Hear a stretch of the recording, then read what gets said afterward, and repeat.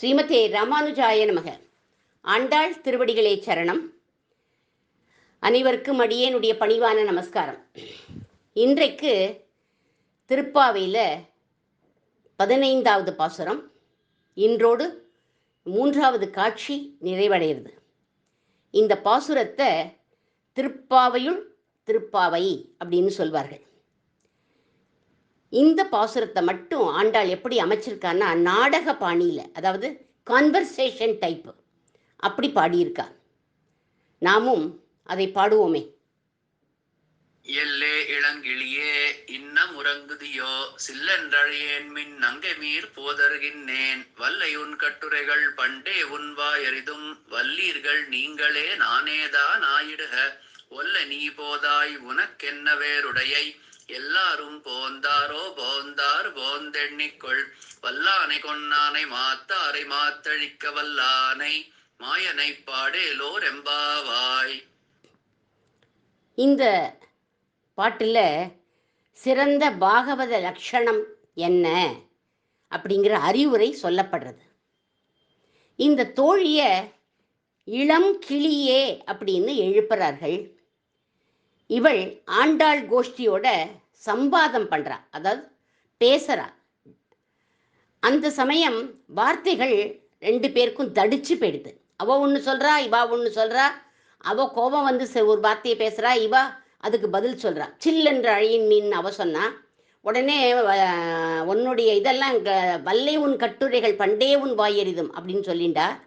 அதுக்கப்புறமா அவள் என்ன நினச்சிண்டா அப்படின்னா, வெளியில் நிற்கிறவாள்லாம் நம்மளுடைய தோழிகளாச்சே, பாகவதாளாச்சே, அவள்லாம் அவளோட உள்ளம் காயப்பட்டு போயிருக்குமே அப்படின்னு உள்ள இருக்கிறவள் நினச்சி இந்த இளம் கிளியால் என்ன பண்ணா, நானே தான் ஆயிடுக அப்படிங்கிற பதத்தை சொன்னான். இதுதான் சாரமான பதம் இந்த 15வது பாசுரத்துக்கு. இந்த பதத்துக்கு என்ன அர்த்தம் அப்படின்னா, என் மேலே தான் எல்லா தப்பும், எல்லா பிழையும் என் பேரில் தான், நான் தான் அபராதி அப்படின்னு சொல்லி மன்னிப்பு கேட்டாளாம். ஒரு பாகவதனோட சிறந்த லட்சணம் என்ன அப்படின்னா, இன்னொரு பாகவதன் இடத்துல அபச்சாரப்படக்கூடாது. அப்படி அபச்சாரப்பட்டா அதே பாகவதன் இடத்துல போய் மன்னிப்பு கேட்கணும். இந்த வழியை யார் காண்பிச்சு கொடுத்தார்கள் அப்படின்னா, ராமாயணத்தில் பரதாழ்வான் தான் காண்பிச்சு கொடுத்தான். பரதன் பேரில் எந்த பிழையும் இல்லை, எந்த தப்பும் இல்லை. அண்ணா காட்டுக்கு போனதுக்கு நாதா காரணம்னு பழிய தன்மேல போட்டுண்டான் பரதன். பழிய தன்மேல சுமத்தின்றதோடு இல்லாமல் காட்டுக்கு போய் ராமர் காலில் விழுந்து மன்னிப்பு கேட்டான். இப்பேற்பட்ட பாகவத லட்சணத்தை தான் இந்த பாசுரம் சொல்றது. பரதன் மாதிரியே பழிய தன்மேல ஏறிட்டின்றார்கள் பகவத் ராமானுஜரும் இவருடைய பிரதான சிஷ்யரான கூரத்தாழ்வான். ஸ்ரீரங்கம் கோவில்ல ராமானுஜர் பண்ணின நிர்வாக சீர்திருத்தத்தை சில முதலிகள் விரும்பல. அதனால ராமானுஜர் மாதுகர பிக்ஷைக்கு வரப்போது அந்த அன்னத்தில் விஷத்தை கலந்துட்டா. ராமானுஜருக்கு இந்த விஷயம் தெரிஞ்சு அந்த அன்னத்தை காவிரியில் கொண்டு போய் கொட்டினார்.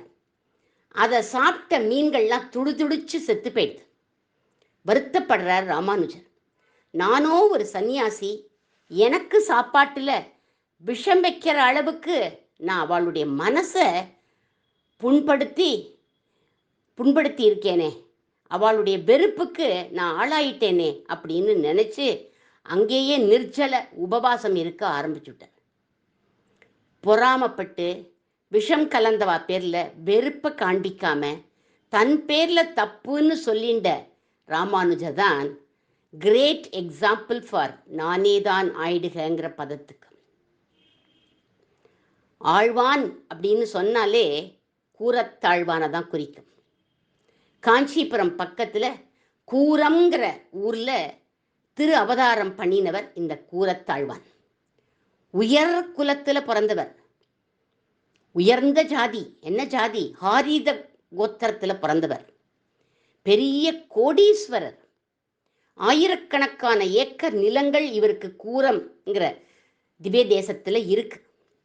அத்தனை செல்வத்தையும் பாகவதாளோட ததியாராதனத்துக்கே செலவழிப்பாராம். எல்லா பாகவதர்களுக்கும் ததியாராதனம் பண்ணுவார். எப்போ? காலம்பர ஆரம்பித்து ராத்திரி 12 மணி வரலும் 1000 கணக்கில் எல்லாரும் சாப்பிட்டுட்டு போவா வந்து உட்காந்து டெய்லி. செல்வத்துக்கே தலைவியான ஸ்ரீ மகாலட்சுமி தாயாரே வியக்கிற அளவுக்கு சொத்து உள்ளவர் நம் கூரத்தாழ்வான். ராத்திரி 12 மணிக்கு தான் இவருடைய திருமாளிகை மடப்பள்ளியோட கதவை மூடுவாளாம்.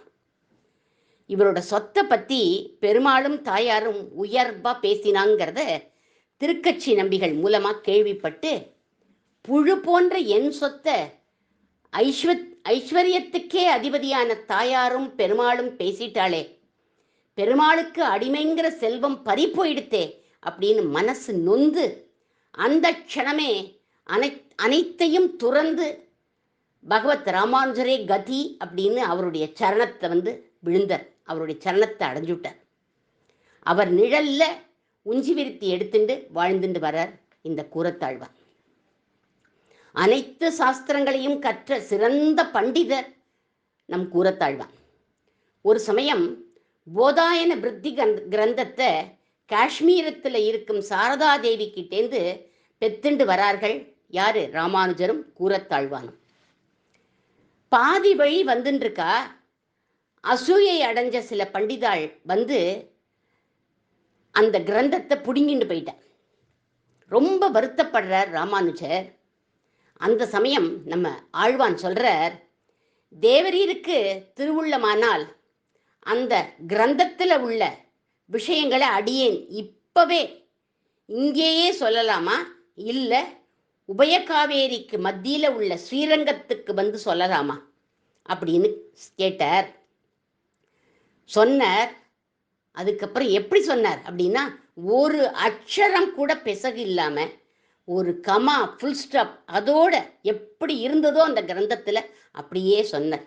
அப்படியே விண்ணப்பிச்சாராம். ஆச்சரியப்பட்டு போயிட்டார் ராமானுஜன். அதுக்கப்புறம் இவருடைய இவர் வித்வான் அப்படிங்கிறதுக்கு இன்னொரு உதாரணம், ராமானுஜர் டிக்டேட் பண்ண கூரத்தாழ்வான் ஸ்ரீபாஷ்ய விளக்க உரையை எழுதினாராம். சிறந்த பண்டிதர்னு இந்த நிகழ்ச்சிகள்லேருந்து நம்ம தெரிஞ்சுக்கலாம். குலோத்துங்க சோழ மன்னன் சைவ மதத்தை வளர்க்கணும் அப்படின்னு நினைச்சான். அதனால சிவாத் பரதரம் நாஸ்தி, சிவனுக்கு மேம்பட்ட தெய்வம் இல்லைன்னு எழுதி எல்லா ஸ்ரீ வைஷ்ணவர்கள்கிட்டையும் கையெழுத்து வாங்கிட்டு இருந்தான் அவன்.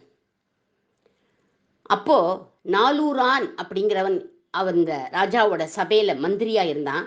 அவன் சொன்னான், ராமானுஜர் ஒருவர் கையெழுத்து போட்டா போரும் அப்படின்னு அவன் சொல்லி கொடுத்தான் ராஜாக்கு. உடனே ராமானுஜர் அழைச்சிட்டு வா அப்படின்னுட்டான். ராமானுஜருக்கு ஆபத்து அப்படின்னு கேள்விப்பட்டு கூரத்தாழ்வான் அவரை தப்பிக்க வச்சுட்டார். காஷாயத்தோட ராஜா முன்னாடி போய் ஆழ்வான் நிற்கிறார். இவர் ராமானுஜர் இல்லை, இவர் ராமானுஜருடைய சிஷ்யர் கூரத்தாழ்வான் அப்படின்னு அந்த காட்டி கொடுத்தான் அந்த நாலூரான்.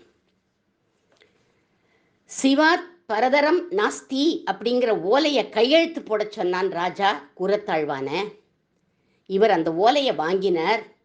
சிவாத் பரம் துரோணமஸ்தி அப்படின்னு எழுதி கையெழுத்து போட்டுட்டார். துரோணம் அப்படின்னா என்ன அர்த்தம்? தும்பைப்பூ அப்படின்னு அர்த்தம். சிவபெருமானுடைய திருமுடியில தும்பைப்பூ இருக்கு அப்படின்னு எழுதி கையெழுத்து போட்டார் கூரத்தாழ்வான். இதை பார்த்த உடனே ராஜாக்கு ரொம்ப கோபம் வந்துடுது. இவரோட கண்களை பறிக்க சொன்னான். இனி உன் முகத்துல நான் முழிக்க மாட்டேன்னு சொல்லி தானே தன்னுடைய கண்களை புடுங்கிட்டு விட்டார் கூரத்தாழ்வான். ஸ்ரீ வைஷ்ணவ தரிசனத்துக்காக தன் தரிசனத்தையே தியாகம் பண்ணி ராமானுஜரை காத்து அழியா புகழ் பெற்றவர் நம் கூரத்தாழ்வான். 12 வருஷம் கழிச்சு ஆழ்வானும் ராமானுஜரும் சந்திக்கிறார்கள். என்னால தானே உமக்கு கண் போச்சு ஆழ்வான் அப்படின்னு கட்டி பிடிச்சுண்டு கூரத்தாழ்வானை கட்டி பிடிச்சுண்டு அழறார் ராமானுஜர். நம்மளா இருந்தா என்ன சொல்லியிருப்போம்? உம்மால தான் போச்சு. அதுக்கப்புறம் என்ன சொல்லுவோம்? பெருமாளை நம்பி பிரயோஜனமே இல்லை அப்படின்னு தான் நம்மளாம் சொல்லியிருப்போம். ஆனால் ஆழ்வான் அப்படி சொல்லலை. பழிய தன் பேரில் போட்டுன்ட்டு சொல்கிறார். யாராவது ஒரு ஸ்ரீ வைஷ்ணவன் காஞ்சிபுர வீதியில் போயின்னு இருக்கிற போது அவனுடைய திருமண் காப்பு கோணலாக இருக்கே அப்படின்னு நான் நினச்சிருப்பேன். பாகவத அபச்சாரம் பட்டதுனால அதனால தான் என்னுடைய கண் போச்சு அப்படின்னு பழிய தன் பேல போட்டுண்ட ஒரு மகான். காஞ்சி வரதராஜர்கிட்ட பிரார்த்திச்சுக்கோ, அவர் கண் கொடுப்பார் அப்படின்னு ராமானுஜர் கூரத்தாழ்வான காஞ்சிபுரத்துக்கு கூப்பிட்டுண்டு போறார். 2 பேருமா காஞ்சிபுரத்துக்கு போறார். இவர் எப்படி பிரார்த்திக்கிறார் பாருங்கோ. நீலமேக நிபமஞ்சன புஞ்ச ஷாமகுந்தலம் அனந்த சயம் த்வாம் அப்ஜபாணீபதம் அம்புஜ நேத்ரம் நேத்ரசாத்குரு கரீஷா சதாமே. வரதராஜ ஸ்தவத்தில் கூரத்தாழ்வானே பாடின சோஸ்திரம் இந்த சோஸ்திரம். இந்த ஸ்லோகத்தில் அவர் என்ன சொல்றார் அப்படின்னா, ஏ ஹஸ்திகிரி தலைவனே, திரு அனந்தாழ்வான் மேல சயனிச்சுருப்பவனே, இந்த லோகத்தில் உள்ள அல்ப விஷயத்தை எனக்கு பார்க்க வேண்டாம். என்னுடைய ராமானுஜரையும் பிரபுவான ஒன்னையும் மட்டுமே எனக்கு பார்த்தா போரும் அப்படின்னு பிரார்த்திச்சுக்கிறார். இவருடைய கண்கள் பறிபோக காரணமாக இருந்தவன் யாரு? அந்த நாலூரான். அவனுக்கு நீர் மோட்சம் கொடுக்கணும்னு பிரார்த்திச்சுண்டீரா? இந்த பிரார்த்திச்சுண்டார் இவர் பகவான் கிட்ட. எனக்கு யாரையும் பார்க்க வேண்டாம், ராமானுஜரையும் உம்மையும் பார்த்தா போரும். ஆனா கண் பறிபோக காரணமாக இருந்த நாலூரானுக்கு மோட்சம் கொடுங்கோ அப்படின்னு பிரார்த்திச்சுண்டார். இந்த பிரார்த்தனையை கேட்ட ராமானுஜர் சொல்றார், அவன் ஒரு துரோகி, அவனுக்கு போய் நீர் ஏன் மோட்சம் கேட்கிறீர் அப்படின்னு ராமானுஜர் திட்டினார். சுவாமி, அவனால என்னுடைய கண் போகல, நான் செஞ்ச பாவத்தினால தான் என்னோட கண்ணு போச்சு. ஆனா அவனுக்கு பாகவத அபச்சாரம் வந்துடுத்தோம், அதனால அவனுக்கு எப்படியும் நிச்சயம் நரகம்தான். எனக்கு நிச்சயம் மோட்சம் உண்டு, ஏன்னா நான் ராமானுஜ தாசன். அதனால தான் அவனுக்காக நான் பரதன் கிட்ட பிரார்த்தனை பண்ணிட்டேன் அப்படின்னார் கூரத்தாழ்வான். தனக்கு நேர்ந்த துன்பத்துக்கு காரணமான நாலூரான் பேர்ல பழிய போடாம நான் பண்ண கர்மான்னு சொல்லிண்டு அந்த கஷ்டத்தை ஏத்துக்கிறார் கூரத்தாழ்வான். நானேதான் ஆயிடுகிற பதத்தின்படி இருந்தவர் நம் கூரத்தாழ்வான். இவரை குறித்து ஆச்சரியமா ஒரு பாசுரம் பாடுறார் அமுதனார் ராமானுஜ நூற்றந்தாதியில. அருமையான பாசுரம் இந்த பாசுரம். மொழியை கடக்கும் பெரும் புகழான் வஞ்ச முக்குறும்பாம் குழியை கடக்கும் நம் கூரத்தாழ்வான் சரண் கூடிய பின் பழியை கடத்தும் ராமானுஜன் புகழ் பாடி அல்லா வழியை கடத்தல் எனக்கு இனி யாதும் வருத்தமன்றே. இந்த பாசுரத்துல அமுதனார் சொல்றார், முக்குறும்பு அறுத்தவர் கூரத்தாழ்வான் அப்படிங்கிறார். முக்குறும்பு அப்படின்னா என்ன? 3 வகையான மதம் அப்படின்னா அகங்காரம். முதல் அகங்காரம் எது தெரியுமா? வித்யா மதம். நான் நிறைய படிச்சிருக்கேன் அப்படிங்கிற ஒரு செருக்கு. 2வது அகங்காரம் தனமதம், செல்வந்தர் அப்படிங்கிற ஒரு செருக்கு. 3வது மதம் ஆபிஜாத்திய மதம், உயர்ந்த குலத்துல பிறந்தவன்கிற செருக்கு. இந்த 3 பெருமைகளுமே நம் கூரத்தாழ்வானுக்கு உண்டு.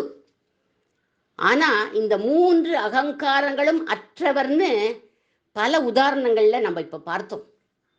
இவருடைய திருவடியில நான் சரண் அடைஞ்சுட்டேன். ரங்கநாதரும் ராமானுஜரும் என்ன திருத்தி பணி கொள்ளல. என்னை திருத்தி பணி கொண்டவர் யார் தெரியுமா? இந்த கூரத்தாழ்வான்.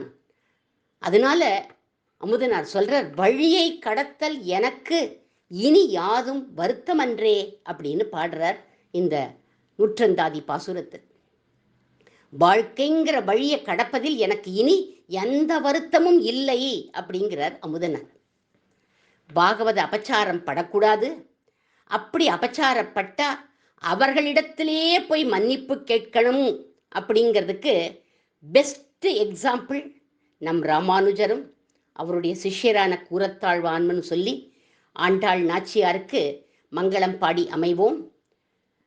அமுதனாரின் அமுதத்தை கேட்போம். ஆண்டாள் திருவடிகளே சரணம்.